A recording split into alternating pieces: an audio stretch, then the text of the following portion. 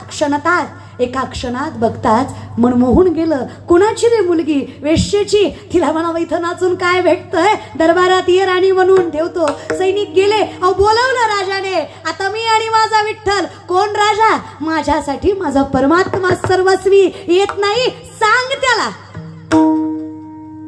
सैनिकाने येऊन सांगितलं, येत नाही बोलली. वेश्येची असून एवढा माज धरून आण तिला.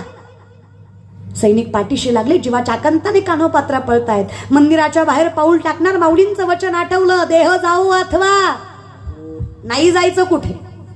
धावून धावून धावणार कुठे? पंढरीच्या गाभाऱ्यातनं मोक्षाकडं जाणार तरी कुठे? आज पहिल्यांदा महाद्वार ओलांडलं, आज पहिल्यांदा गाभारा ओलांडला, आज पहिल्यांदा गर्दीतनं वाट काढली. हसत मुखाने पंढरपुराच्या पंढरीश पांडुरंग परमात्म्याकडे, विश्वाच्या मालकाकडे, जगाच्या बापाकडे कान्होपात्रा गेल्या.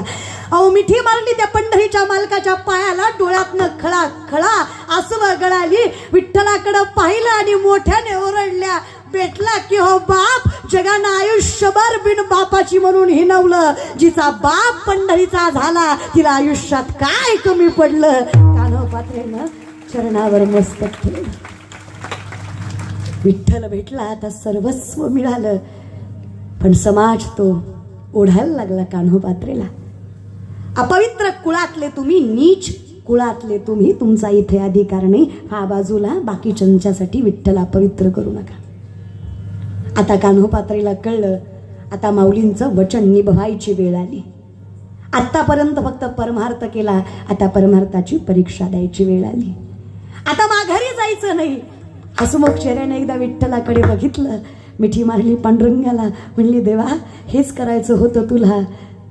सांगायचं की मला ज्ञानोबांच्या मार्गदर्शनातून, त्यांच्या सहवासातून तुझ्यापर्यंत पोहोचले. कोणाला माहीत होतं आयुष्यभरासाठी तुझी झाले. एका क्षणात कान्होपात्रेनं विठ्ठलाच्या चरणावर देह सोडला, जीव सोडला कान्होपात्रेनं. तरी समाज म्हणला, मेली ती मेली, देवाच्या पायावर मेली. जाता जाता आमच्या विठ्ठलाला अपवित्र करून गेली. मरायचं तर मंदिराच्या बाहेर मरायचं, इथे कुठं मरायचा अधिकार दिला हिला? अनंत ब्राह्मण नावाचे ब्राह्मण तेव्हा होते.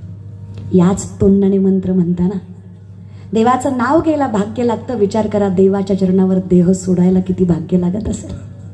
याला गरज ज्ञानाची नाही, मोठ्या मनाची आहे. एक रात्र थांबा, उद्या बघूयात. रात्रभर त्या सुंदर लेकी शेजारी अनंता ब्राह्मण झोपले.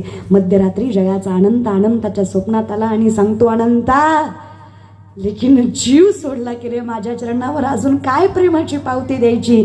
आज्ञा आहे माझी. माझ्या लेकीची समाधी माझ्या गाभाऱ्यातच झाली पाहिजे. कान्होपात्रा पंढरपूर निवासी झाली पाहिजे. गेलात कधी पंढरपूरला? गेलात का? मरायच्या आधी जा. गेलात कधी पंढरपूरला तर रांगेनं दर्शन घ्या. जर रांगेनं दर्शन घेतलं तर एका झाडाची फांदी आडवी लागेल तुम्हाला. ती फांदी म्हणजे कान्होपात्रेच्या समाधीवर आलेला वृक्ष, त्याची फांदी आडवी आहे. नामदेवराय म्हणले, देवा भक्त आम्ही तुझे, आम्ही हिला का मस्तक लावायचं? तुझ्या चरणावर देह सोडला म्हणून नाही ओ नामा. माझ्या चरणावर देह सोडला म्हणून मस्तक लावायचं नाही. देह सोडला तरी वचन मोडलं नाही म्हणून मस्तक लावायचं. ही निष्ठा कर.